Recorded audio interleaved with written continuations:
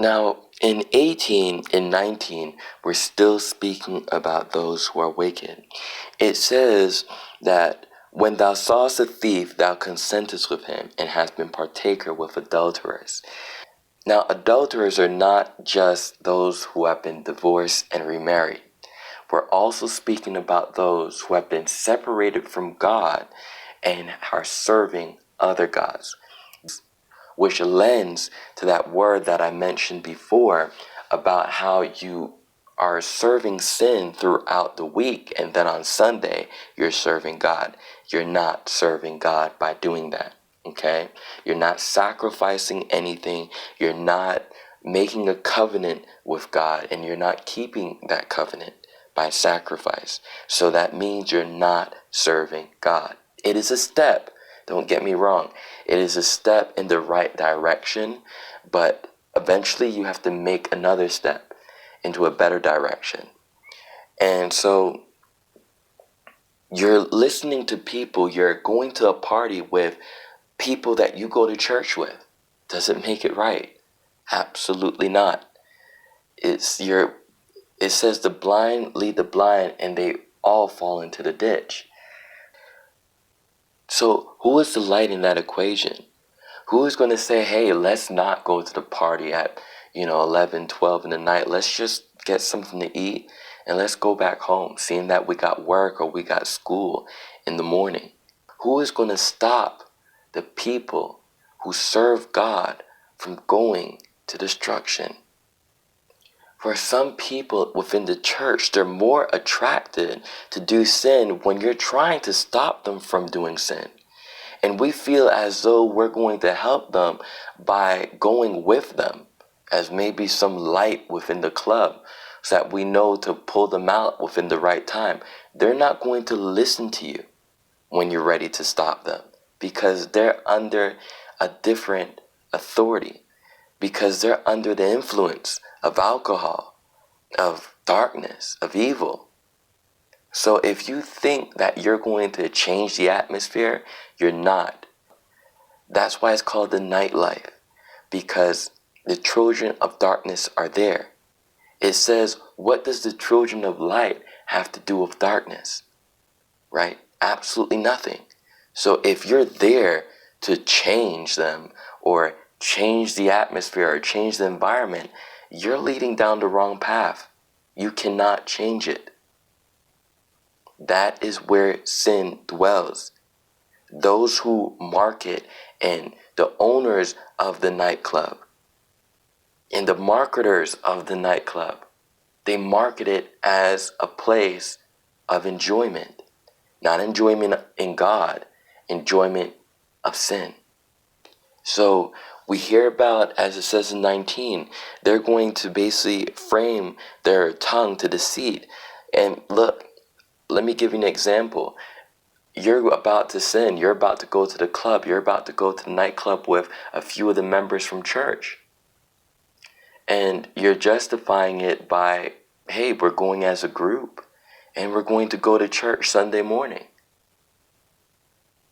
That's deceit. How are you going to frame yourself when you go to the nightclub? How are you going to frame yourself when you're in that place of entertainment? How are you going to frame yourself when you're approaching the person of an opposite sex? Is it going to be with the gospel? Absolutely not. It's going to be a mouth to do evil, because that is what attracts the people of night, the people of darkness. It's not going to be the word of God, the word of light. It's going to be the mouth to evil.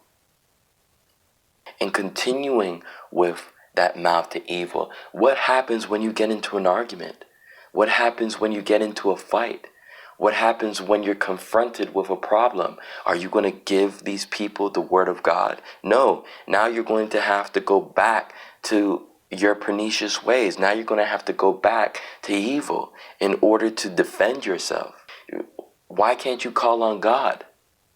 Because you already knew you took 10 steps outside of the will of God in order to enjoy yourself one night. And you don't know that could be your last night on earth. We hear about families, especially Christian families, that are being broken apart because of evil, because of sin, because of one child that leans their own understanding.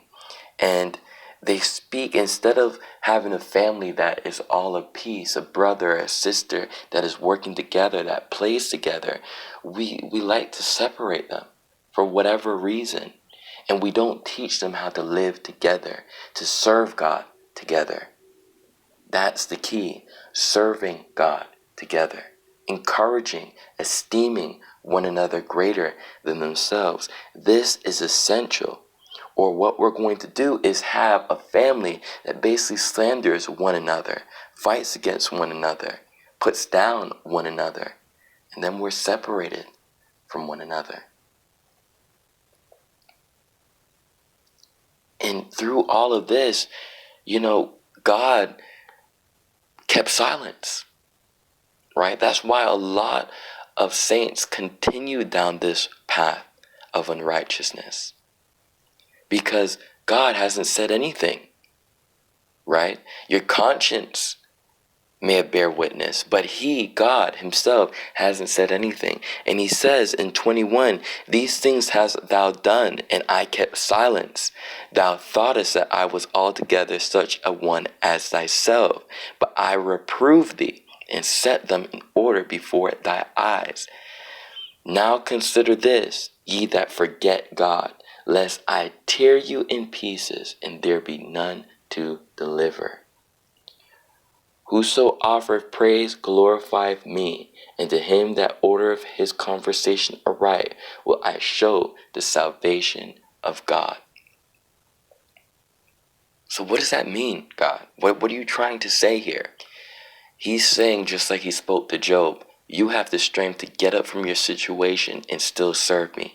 Although your skin is messed up, although you've lost a lot within your life, you still have the power within yourself to serve me and change your environment and change the situation.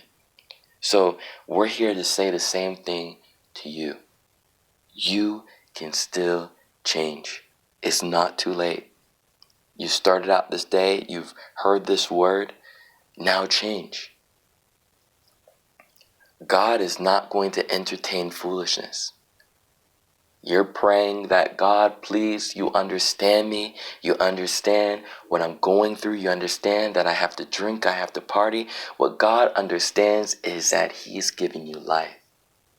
But now it's up to you to choose what you're going to do with that life. That's where freedom comes in. That's where the liberty comes in. That's where freedom of choice comes in. Are you going to lead up that path of righteousness, or are you going to go down that path to destruction?